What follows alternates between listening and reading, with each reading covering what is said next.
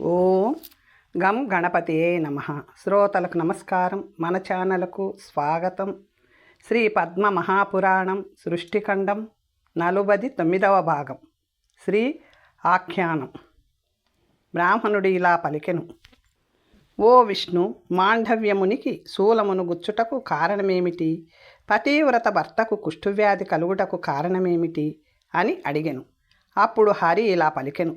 మాండవ్యముని బాల్యములో బాల్య చాపల్యము వలన రెక్కల పురుగు తూనీగ వెనుక భాగంలో ఒక గడ్డిపోచను పెట్టి దానిని వదులుచుండెను.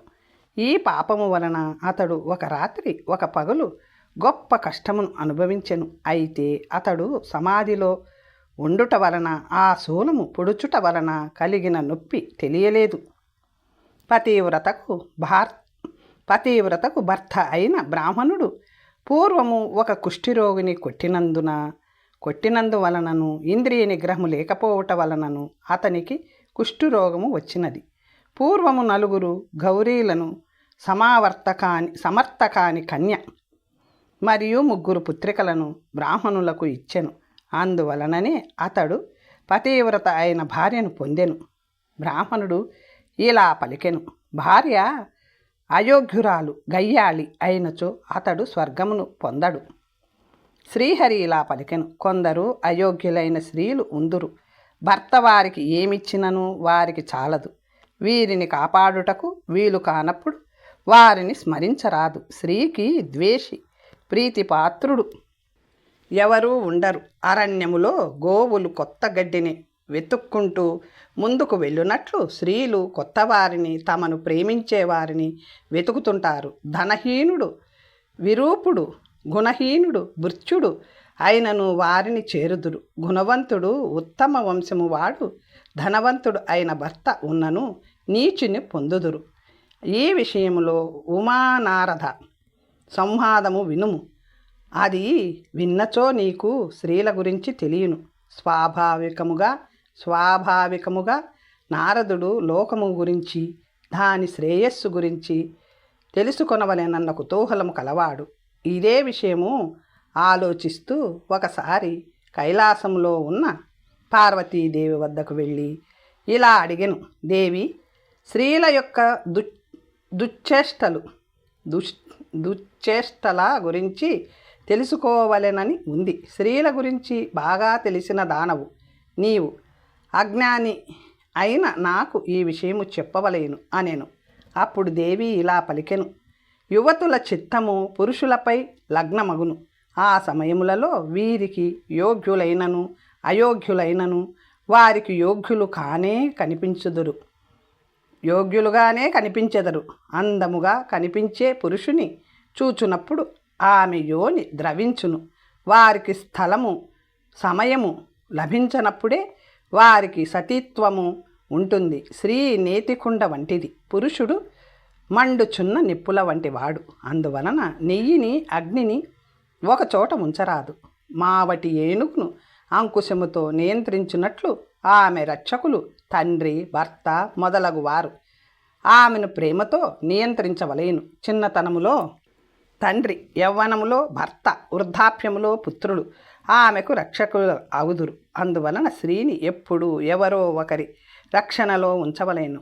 స్త్రీలు రక్షణ లేకుండా స్వతంత్రముగా ఉన్నచో వర్తింతురు. పురుషులచే ప్రేరేపింపబడి తప్పు మార్గములో వెళ్ళెదరు. వండిన ఆహారమును కాపాడకపోయినచో అది ఎట్లా కుక్కల పాలు, కాకుల పాలు అగునో అలాగే రక్షణ లేనిచో స్త్రీలు తప్పు మార్గములో వెళ్ళుదురు. అటువంటి నడత వలన వంశము చెడిపోవును. వర్ణ సంక్రమమునకు అవకాశము ఉండును. అనంతరము కులము అంతయు నశించి మ్లేచ్ఛులను కొందరు స్త్రీలు కులమును ఉద్ధరింతురు, మరికొందరు మేచ్ఛులగుదురు. కొందరు స్త్రీలు కులమును ఉద్ధరింతురు, మరికొందరు నాశనము చేయుదురు. అందువలన బుద్ధిమంతుడు ప్రయత్నపూర్వకముగా మంచి కులములో పుట్టిన స్త్రీని వివాహమును చేసుకొనవలెను. స్త్రీలు తండ్రి మరియు భర్త వంశమును సమముగా చూసుకొందురు. ఉద్ధరించినచో 2 వంశములను ఉద్ధరింతురు. సాధ్వి 2 వంశములను తరింపచేయును. దుష్టురాలు వంశమును నాశనము చేయును. ఈ సంసారంలో స్వర్గము, కులము, వంశము, కీర్తి, అపకీర్తి, పుత్రుడు, పుత్రిక, స్నేహితులు అన్నీ స్త్రీ అధీనము. అందువలన బుద్ధిమంతుడు పుత్రులను పొందుటకు ఉత్తమ స్త్రీని పొందవలేను. రజస్వల అయిన స్త్రీని రమించువాడు బ్రహ్మహత్య, భ్రూణహత్య చేసినవాడై నరకమును పొందును. అజ్ఞానముతో కానీ, ఇష్టముతో కానీ, అయిష్టముతో కానీ సాధ్వి అయిన భార్యను ఎవరు త్యాజింతురో వారు శ్రీహత్యా దోషమును పొంది తప్పక నరకమును పొందుదురు. స్త్రీను అపహరించిన వారు చండాలుడగును, భార్యను వదిలినవాడు పతితుడగును. అటువంటి వాడు భార్యను భుజములపై కూర్చుండబెట్టుకొని అనంతకాలము యమలోకములో ఉండును. ఆమె మలమూత్రములు అతనిపై సదా పడుచుండును. ఈ విధముగా 1000 సంవత్సరములు ఆ భారమును భరించును.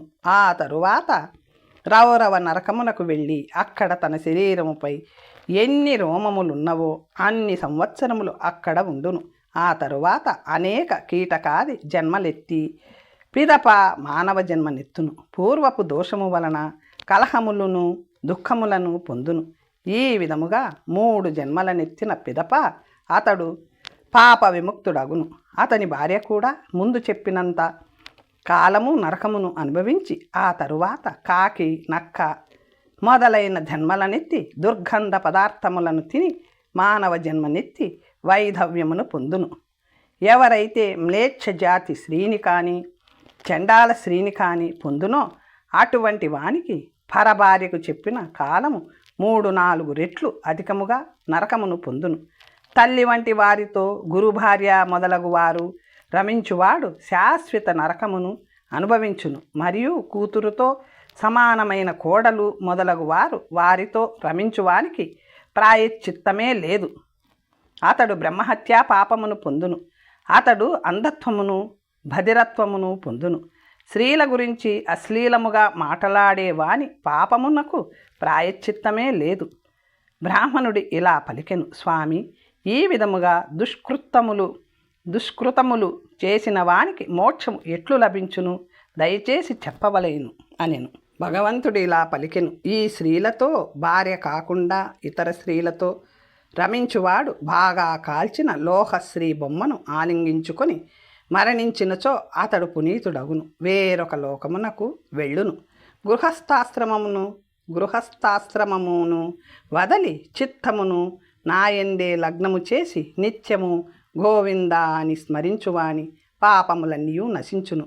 మానవుడు ఎన్నో బ్రహ్మహత్యలు చేసినను, గురుపత్ని గమనము చేసినను, మద్యము త్రాగి 100,00,000 పాపములు చేసినను, బంగారము దొంగలించినను, ఇంకా గొప్ప పాపములు చేసినను అవి అన్నియు గోవిందుని నామమును స్మరించినచో ఎండుగడ్డి పత్తి అగ్నిలో దగ్ధమైనట్లు దగ్ధమగును. అందువలన గోవిందుని నామమును సదా స్మరించవలెను.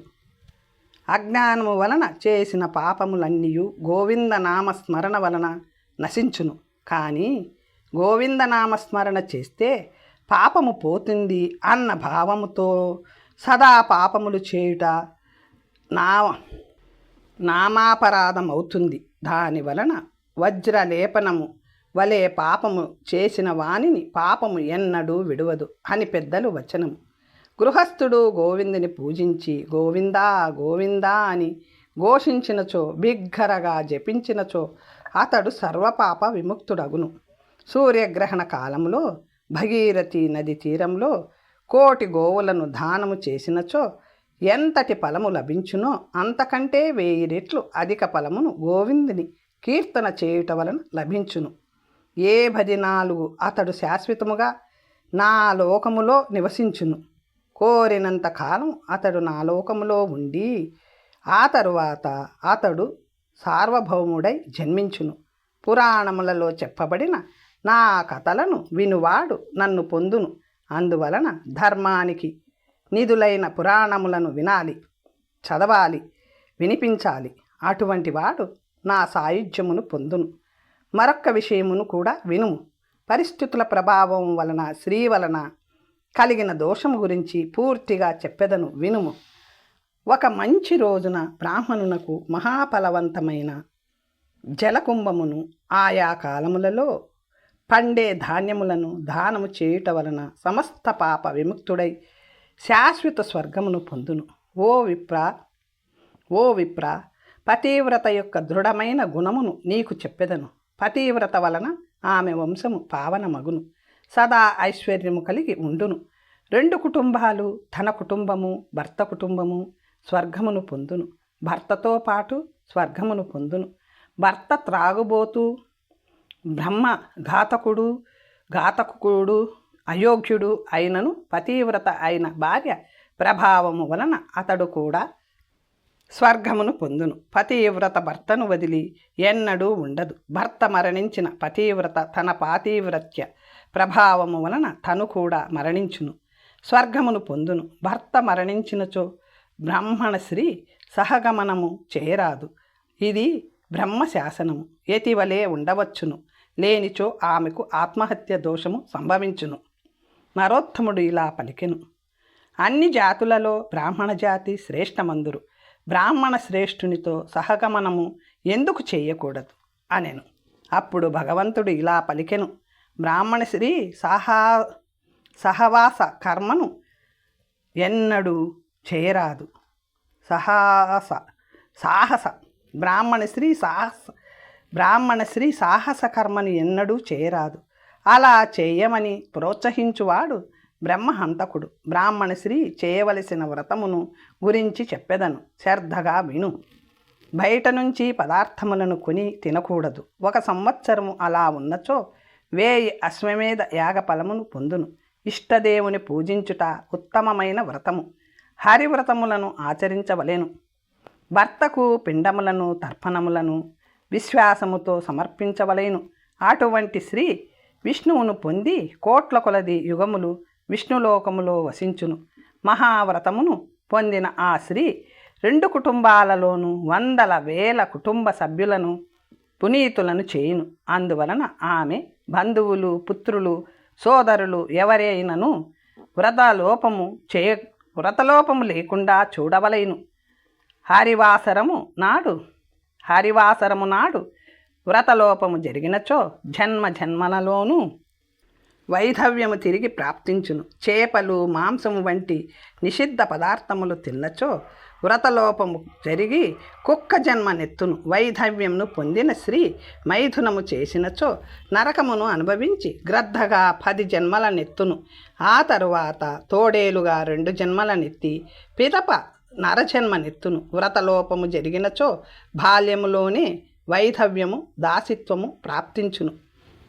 ద్విజుడు ఇలా పలికెను. కన్యాదాన ఫలము ఏమిటి? దాసీదాన ఫలమేమిటి? నా యందు దయతో క్రమముగా చెప్పవలేను అనెను. అప్పుడు భగవంతుడు ఇలా పలికెను. రూపవంతురాలు, గుణవంతురాలు, ఉత్తమ కులములో జన్మించినది, యవ్వనములో నున్నది, సర్వాభరణములచే అలంకరింపబడినది అయిన కన్యను దానము చేసినచో వనములు పర్వతములతో నిండిన భూమిని దానము చేసిన ఫలమును పొందును. దీనికి భిన్నముగా దక్షిణ తీసుకొన్నచో నరకమును పొందును. ఏదో ఒక కోరికతో అయోగ్యుడైన వానికి పుత్రికను దానమిచ్చినచో రవ నరకమును పొంది తరువాత చండాల జాతిలో పుట్టును. ఈ విధముగా ఏమీ కోరికలు లేకుండా యోగ్యుడైన వానికి తన పుత్రికను ఇచ్చినచో అక్షయ ఫలమును పొందును. వివాహ సమయంలో ఇచ్చే భూమి, గోవులు, బంగారము, ధనము అక్షయమగును. దానమిచ్చిన వాడు నేను దానమిచ్చాను వెనక్కి ఇవ్వు అని అడగకూడదు. అలా చేసినవాడు నరకమును పొందును. వివాహ సమయంలో కన్యాదానము చేయువాడు తప్పక దానము చేయవలేను, బహుమానము లివ్వవలేనని అర్థం. అలా చేయనిచో దాసులగును. దగ్గరలోనున్నవానికి, దూరముగా ఉన్నవానికి, గొప్ప ధనవంతునికి, ధనహీనునికి, కులహీనునికి, మూర్ఖునికి ఈ 6 పుత్రికను ఇవ్వకూడదు. అలాగే ముసలివానికి, దీనునికి, వ్యాధిగ్రస్తునకు, మరొక దేశములో ఉన్నవానికి, కోపిష్టికి, సంతుష్టుడు కానివానికి వీరు 6 ఎన్నడూ పుత్రికను ఇవ్వరాదు. ఇచ్చినచో నరకమును పొందుదురు. ఆశ వలన కానీ, పరువు కోసము కానీ పరివర్తన ఒకటి ఇచ్చి మరొకటి పొందవలేనను అన్న ఉద్దేశముతో కానీ కన్యాదానము చేసినచో నరకమును తప్పక పొందుదురు. యవ్వనములోనున్న సుందరిని సర్వాలంకారాలతో శయ్యతో మునులకు దానమిచ్చినచో అనంతమైన ఫలమును పొందును. యువతి కన్యలను దానము చేసినచో ఒకే ఫలము లభించును. కన్యను వరుణకు ఇవ్వవలేను, యువతిని బ్రాహ్మణునికి ఇవ్వవలేను. ఉత్తమమైన ఈ ఆఖ్యానమును విన్నవారికి పాపములన్నీయును నశించును. సర్వశాస్త్ర విశారదుడగును. క్షత్రియుడు విజయమును పొందును. జన్మజన్మలలో చేసిన పాపములు నశించును. స్త్రీలు సౌభాగ్యమును పొందుదురు. శూద్రుని అలోభత్వము తెలుసుకుందాం. బ్రాహ్మణుడు ఇలా పలికెను, స్వామి, నా యందు అనుగ్రహముతో తులాధరుని చరిత్రను పూర్తిగా చెప్పవలేను అడిగెను. అప్పుడు భగవంతుడు ఇలా పలికెను, లోభమోహములు లేకుండా సత్యము కోపము కన్యాదానము చేయువాడు దక్షిణతో కూడిన 100 యజ్ఞములు చేసిన ఫలమును పొందును. సత్యము వలననే సూర్యుడు ఉదయించును. సత్యము వలననే వాయువు వీచును. సత్యము వలననే సముద్రుడు ఎల్లలు దాటుట లేదు. సత్యము వలననే కూర్మము భూమిని ధరించును. సత్యము వలననే లోకములు నిలబడినవి. సత్యము వలననే పర్వతములు నిలబడినది. సత్యము నుంచి భ్రష్టుడైన వాడు అధోలోకములను పొందును. సదా సత్యమును పలుకువాడు సత్యముతోనే కార్యములు చేయువాడు సశరీరముగా స్వర్గమును పొందును. సత్యము వలననే ఋషులందరూ నన్ను పొంది స్థిరముగా ఉందురు. సత్యము వలననే యుధిష్ఠిరుడు సశరీరముగా స్వర్గమును పొందెను. శత్రువులనందరినీ జయించి లోకమును ధర్మముగా పాలించెను. దుర్లభమైన రాజసూయ యాగమును చేసెను. సత్యము వలననే ప్రతిరోజు 84,000 మంది బ్రాహ్మణులకు బంగారు పాత్రలో భోజనము పెట్టుచుండెను. భోజనము పెట్టి వారికి కావలసిన దానిని ఇచ్చి పంపించును. 16,000 మంది స్నాతకులకు రాజు భోజనము పెట్టుచుండెను. సత్యములోని లోకములంతటినీ జయించెను. సత్యము వలననే దైత్యరాజైన బలి ఇంద్రుడడుగును. సత్యము వలననే ఇంద్రుడగును. సత్యము వలనే దైత్యరాజైన బలి ఇంద్రుడగును. సత్యము వలననే నేను అతనితో పాటు పాతాళంలో ఉందును.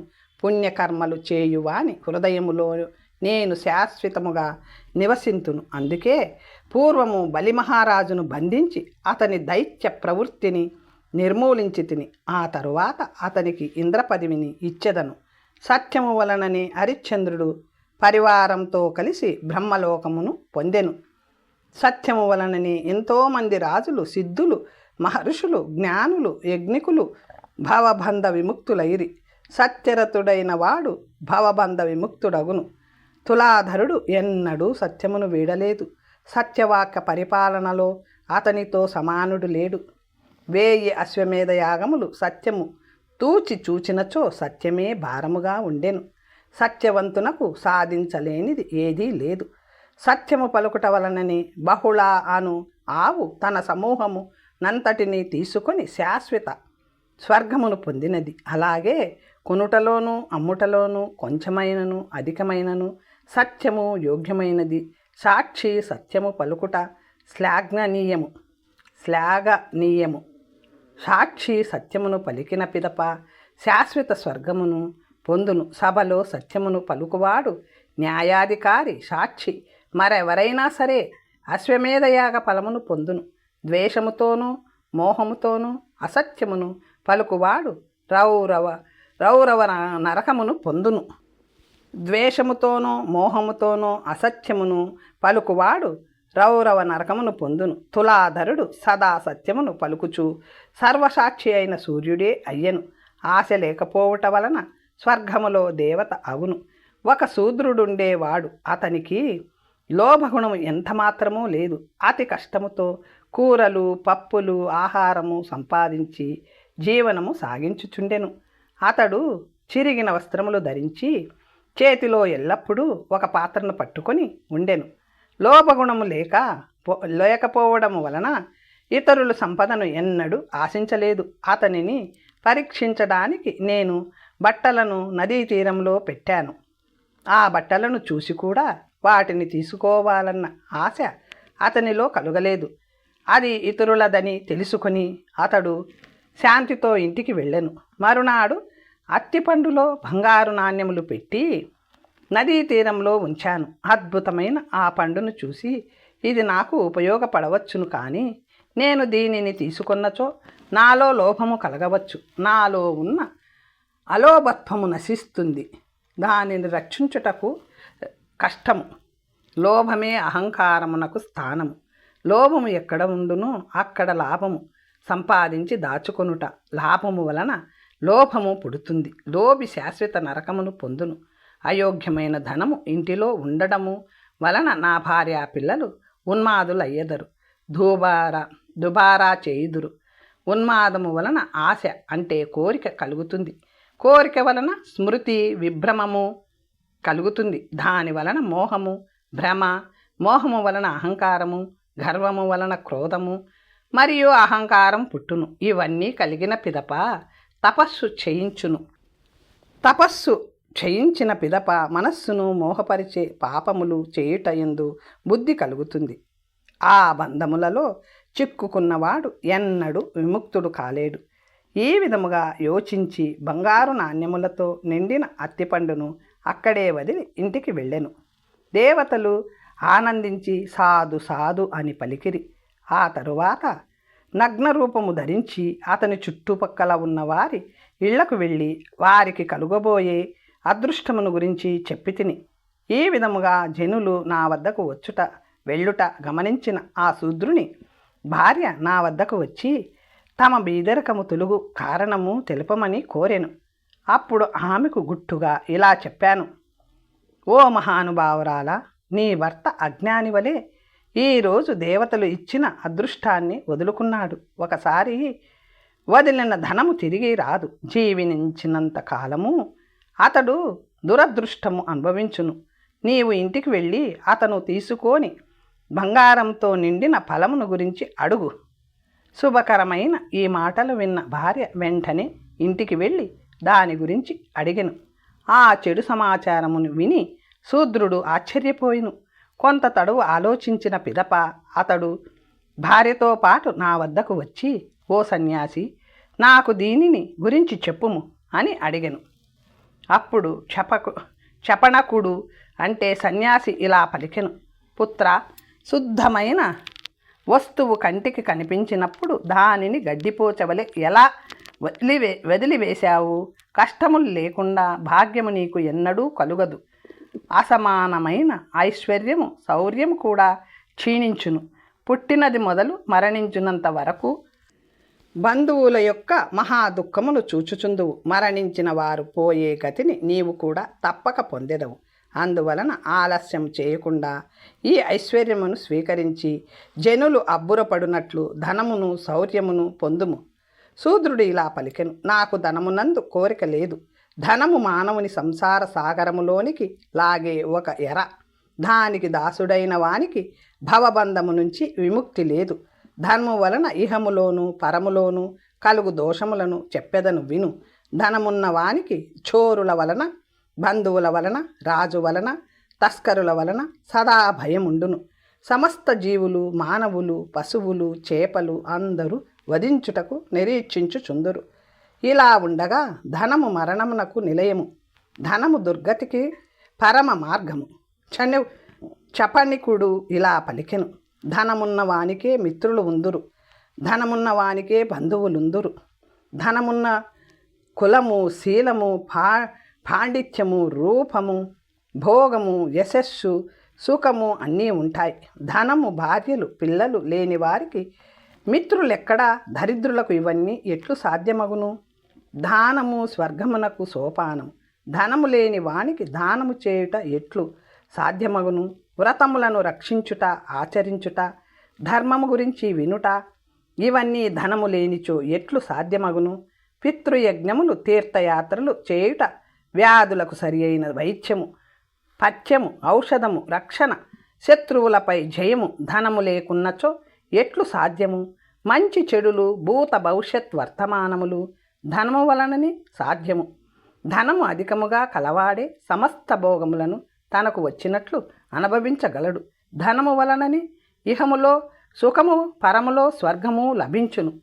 శూద్రుడు ఇలా పలికెను. ఆశ లేకపోవడమే వ్రతము, కోపము లేకపోవడమే తీర్థ సేవనము, దయాగుణమే శుద్ధమైన జపము, సంతోషమే సంతృప్తి కలిగి ఉండడమే ధనము, అహింసయే పరమసిద్ధి, శీలముతో జీవించు జీవనమే ఉత్తమమైన జీవనం, శాకాహారమే అమృత తుల్యము, ఉపవాసమే పరమ తపస్సు, సంతోషమే నాకు మహాభాగ్యము, ఒక్క కబళమును ఇచ్చినచో అదే మహాదానము, పరుల భార్యలు నాకు తల్లులు, పరుల ధనము నాకు మన్నుతో సమానం, ఇవే నా మహాయజ్ఞములు, అందువలన వాటిని బంగారంతో నిండిన అత్తి పండ్లను నేను స్వీకరించను. ఇది నిజము, ముమ్మాటికి నిజము. మన్నును ముట్టుకొని చెయ్యి కడుగుకొనుట కంటే దానికి దూరముగా ఉండడమే మంచిది. అతడలా పలుకగా దేవతలు అతనిపై పుష్పవృష్టిని కురిపించిరి. దేవదుందువులు మ్రోగినవి, అప్సరసులు నాట్యమాడిరి, గంధర్వులు పాడిరి. స్వర్గము నుంచి దేవ విమానము వచ్చినది. అందులో ఉన్న దేవతలు, ధార్మికుడా, ఈ విమానము నెక్కు, సత్యలోకమునకు వెళ్ళి ఇంద్రుని వలె భోగములను అనుభవించు, అక్కడ నీవుగా సుఖములను అనుభవించు అని పలుకగా శూద్రుడు ఇట్లు పలికెను. ఓ సన్యాసికి ఈ విధముగా మాటలాడుట ఎట్లు సాధ్యము? సన్యాసి విరక్తుడు కదా. ఇతడు నన్ను మోసము చేయడానికి వచ్చిన విష్ణువో, శివుడో, బ్రహ్మదేవుడో, ఇంద్రుడో, బృహస్పతియో లేక ధర్ముడో కాదు కదా. ఆ మాటలు విని సన్యాసి నవ్వుతూ ఇలా పలికెను. ఓ ముని, నేను విష్ణువును, నీ ధర్మమును తెలుసుకోవటానికి వచ్చాను. ఇప్పుడు నీవు నీ కుటుంబముతో సహా ఈ విమానము నెక్కి స్వర్గమునకు వెళ్ళు. నా అనుగ్రహముతో నీవు సదా నవ యవ్వనము కలిగి అనంత భాగ్యముగా అనుభవించు. అంతటా అతడు తన బంధువులతో పాటు దివ్య వస్త్ర దివ్యాభరణ భూషితుడై స్వర్గమునకు వెళ్ళెను. లోభమును వదిలినందుననే అతడు స్వర్గమును పొందెను. తులాధరుడు ఇదే విధముగా సత్యధర్మరతుడై ఉండెను. అందువలన అతడు దేశాంతరములో జరిగిన విషయములను కూడా తెలియను. తులాధరునకు సమానుడు లేడు. అదే విధముగా నీవు కూడా స్వర్గమునకు వెళ్ళు. జన్మ జన్మలలో చేసిన పాపములన్నీయు ఈ కథను వినుట వలన ఒక్క క్షణములో నశించును. ఒక్కసారి ఈ కథను అందరికీ చెప్పినను అతడు సమస్త యజ్ఞములు చేసిన ఫలమును పొంది స్వర్గములో దేవతలచే గౌరవింపబడును. అహల్యాహరణం. భగవంతుడు ఇలా పలికెను. అద్రోహకుని గొప్పతనమును నీవు విన్నావు. అది బహు కఠినమైనది. లోకములో దానిని ఆచరించుట చాలా కష్టము. ఒకే శయ్యపై మరొక స్త్రీతో నిద్రించినను కాంతితో ఇంద్రియములను జయించి సమస్తమును జయించాడు. జ్ఞానులకు, బ్రహ్మచారులకు, సురులకు, అసురులకు, మనుష్యులకు ఇది కష్టసాధ్యము కూడా. స్వాభావికముగా వీరు కామమును జయించలేరు. అటువంటి దానిని అద్రోహకుడు ఒక్కడే సమస్తమును జయించెను. ఇంద్రుడు కూడా కాముని జయించలేక అహల్యను అవమానించెను. ఆ కారణము వలననే అతని శరీరమంతా యోనిమయమయ్యెను. పార్వతీదేవి అనుగ్రహము వలన ఆ యోనులు ఇతరులకు కన్నుల వలె అనిపిస్తూ అతడు సహస్రాక్షుడయ్యెను. చరాచర జగత్తుకంతకు తెలిసిన విషయం ఇది. బ్రాహ్మణుడు ఇలా పలికెను. స్వామి, దేవేంద్రుడు అహల్యను ఎలా అవమానించాడు? అతడు ఆ తరువాత సహస్రాక్షుడెలా అయ్యాడు? సూర్యుని వలె ప్రకాశవంతమైన అతని శరీరము యోనిమయమెట్లు అయ్యెను? ఇంద్రుని వైకల్యమును యథార్థముగా వినవలయనని కోరుకుంటున్నాను అనెను. అప్పుడు భగవంతుడు ఇలా పలికెను. పూర్వము బ్రహ్మదేవుడు తన మానసపుత్రిక అహల్యను లోకపాలకుల సమక్షంలో ఆనందముగా గౌతమునికిచ్చెను. ఆమెను చూసిన లోకపాలకులందరికీ మోహము కలిగినది. వారిలో ఇంద్రునికి మాత్రము మోహము బాణము వలె నాటుకుపోయినది. ఇంతటి ఉత్తమ స్త్రీని బ్రహ్మదేవుడు లోకపాలకులను త్యాజించి ఒక బ్రాహ్మణునికి ఇచ్చెను. ఇప్పుడు నేనేమి చేయాలి అని ఇంద్రుడు యోచించి ఈ విధముగా ఆలోచిస్తూ ఆమె యొక్క రమ్యమైన యవ్వన రూపమును మాయతో చూచుచుండెను. ఇలా ఆలోచిస్తూ అతడు గౌతముని ఆశ్రమము వద్దకు వెళ్ళెను. ప్రతిరోజు రాకపోకలను గమనించుచుండెను. ఒకనాడు గౌతముడు స్నానార్థమై పుష్కరమునకు వెళ్ళెను. గౌతముడు వెళ్ళిన పిదప అహల్య గృహమును శుభ్రపరిచి ఇంటి పనులు చేసుకొని దేవతలకు నివేదించుటకు నైవేద్యమును సిద్ధము చేయు పూనుకొనెను. అగ్నికార్యమునకు ఇంధనమును, నిత్యకర్మల కోసం వస్తువులను దేవతలకు నివేదించుటకు నైవేద్యము సిద్ధము చేయు పూనుకొనెను. అగ్నికార్యములకు ఇంధనమును, నిత్యకర్మల కోసం వస్తువులను సేకరించి పెట్టెను. ఇంతలో ఇంద్రుడు గౌతముని వేషములో మునిగృహములో ప్రవేశించెను. వచ్చినది తన భర్తయేనని భావించిన అహల్య యజ్ఞమునకు అవసరమైన వస్తువులన్నింటినీ తెచ్చిపెట్టుచుండెను. ముని రూపములోనున్న ఇంద్రుడు ఆమెతో ఇలా పలికెను. సుందరి, నేను మన్మథ పీడితుడనయ్యాను. అందువలన చుంబనాదులతో నన్ను సంతోషపరచు. ఆ మాటలు విని సిగ్గుతో అహల్య ఇలా పలికెను. స్వామి, దేవపూజాదులను వదిలిపెట్టి మీరు ఇలా మాట్లాడకూడదు. మీరు సర్వము తెలిసిన ధర్మజ్ఞులు. ఈ సమయంలో ఇలాంటి మాటలు పలుకుట సరికాదు. అందమైన అంగములు గల ఆమెను చూసిన పిదప అతని మన్మథ తాపము ఎక్కువ అయ్యి ఇలా పలికెను. నీ ప్రియవచనములు ఇక చాలు. ఆ మన్మథ బాణము నా గుండెల వరకు వచ్చినది. పతివ్రత భర్త చేయమన్నది చేయవలయను, చేయవద్దు అన్నది మానవలయను. అతని ఆజ్ఞను ఉల్లంఘించినచో ముఖ్యముగా రతి విషయములో ఆమె పుణ్యమంతా నశించి దుర్గతి పాలగును. ఓ ముని, పూజకు కావలసిన వస్తువులన్నింటినీ సిద్ధము చేశాను. ప్రతిరోజు చేయవలసిన పనులను కూడా చేశాను. ప్రతిరోజు చేసే పనికి భిన్నంగా ఎందుకు చేయాలనుకుంటున్నారు అని అహల్య పలికెను. అంతటా ఇంద్రుడు పతివ్రతతో, నీ మనసులోనున్న భయమును వదులు, నా దగ్గరకు రా, నేను నీకు చేసినట్లు నీవు నాకు చెయ్యి అని పలికి తన కోరికను తీర్చుకొనెను. ఇంతలో గౌతముడు ధ్యానమునకు ఉపక్రమించినప్పుడు ఇంద్రుని దుష్కృతము తెలిసినది. వెంటనే ఇంటి ద్వారము వద్దకు వచ్చి నిలిచెను. మునిని చూచుటతోనే ఇంద్రుడు భయముతో పిల్లి శరీరంలో ప్రవేశించి వాయువు వలె వేగముగా నడిచెను. దేవతలకు నివేదించుటకు నైవేద్యము సిద్ధం చేయు పూనుకొనెను. అగ్నికార్యమునకు ఇంధనమును, నిత్యకర్మల కోసం వస్తువులను సేకరించి పెట్టెను. ఇంతలో ఇంద్రుడు గౌతముని వేషంలో ముని గృహంలో ప్రవేశించెను. వచ్చినది తన భర్తయేనని భావించి అహల్య యజ్ఞమునకు అవసరమైన వస్తువులన్నింటినీ తెచ్చి పెట్టుచుండెను. ముని రూపంలో ఉన్న ఇంద్రుడు ఆమెతో ఇలా పలికెను. సుందరి, నేను మన్మథ తాపము ఎక్కువ అయ్యి ఇలా పలికెను. నీ ప్రియవచనములు ఇక చాలు. ఆ మన్మథ బాణము నా గుండెల వరకు వచ్చినది. పతివ్రత భర్త చేయమన్నది చేయవలేను, చేయవద్దు అన్నది మానవలేను. అతని ఆజ్ఞను ఉల్లంఘించినచో ముఖ్యముగా రతి విషయంలో ఆ పుణ్యమంతా నశించి దుర్గతి పాలగును. ఇంతలో గౌతముడు ధ్యానమునకు ఉపక్రమించినప్పుడు ఇంద్రుని దుష్కృతము తెలిసినది. వెంటనే ఇంటి ద్వారం వద్దకు వచ్చి నిలిచెను. మునిని చూచుటతోనే ఇంద్రుడు భయముతో పిల్లి శరీరంలో ప్రవేశించి వాయువు వలె వేగముగా నడిచెను. ఎవరు నువ్వు? పిల్లి రూపం ధరించావు అని గౌతముడు అడిగెను. ఇంద్రుడు భయముతో చేతులు జోడించి ముని ముందు నిలిచెను. ముని కోపంతో, పాపిష్ఠుడా, దేహ సుఖము కోసం నీవు ఇటువంటి నీచమైన పని చేశావు. అందువలన నీ శరీరమంతటా 1000 యోనులు కలుగుగాక, నీ లింగము పతనమగునుగాక. మూర్ఖుడా, నా ముందు నుంచి దేవతలు ఉండే స్వర్గమునకు వెళ్ళు. మునిశ్రేష్ఠులు, మానవులు, సిద్ధులు నిన్ను చూసెదరు. అంతటా ఆ మునిశ్రేష్ఠుడు భయముతో వణుకుచూ దుఃఖముతో రోధించుచున్న పతివ్రత అయిన భార్యను చూసి, ఎంతటి దారుణమైన పని చేశావు అహల్య! వణుకుచూ, స్వామి, నేను తెలియక చేసిన అపరాధమిది, నన్ను క్షమించండి అనెను. ముని ఇలా పలికెను. నీవు పరపురుషుని చేరి నీచమైన పాపకరమైన పని చేశావు. అందువలన నీవు మాంసము, గోరులు లేకుండా కేవలం ఎముకలతో చిరకాలము ఉందువుగాక. ఈ స్థితిలో స్త్రీ పురుషులు నిన్ను చూచెదరుగాక అనెను. అహల్య అత్యంత దుఃఖముతో శాపమునకు విమోచనము కలిగించండి అని వేడుకొనగా గౌతముడు జాలిపడి కోపముతో విష్ణువు దశరథ పుత్రుడు శ్రీరామునిగా అవతరించినప్పుడు సీతా లక్ష్మణులతో కలిసి ఇక్కడకు వచ్చినప్పుడు శుష్కమైన దేహము లేని నిన్ను చూసి నవ్వుతూ వశిష్ఠునితో ఎముకలమయమై శవము వలె ఉన్న ఈమె ఎవరు?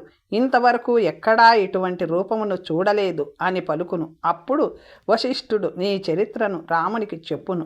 రాముడు ఈమె దోషం ఏమీయూ లేదు, దోషమంతా ఇంద్రునిదే అని పలికినప్పుడు జుగుప్సాకరమైన ఈ దేహమును వదిలి దివ్య శరీరమును పొందెదవు, నా వద్దకు వచ్చెదవు అని పలికెను. తరువాత కథ వచ్చే భాగంలో తెలుసుకుందాం. నమస్తే.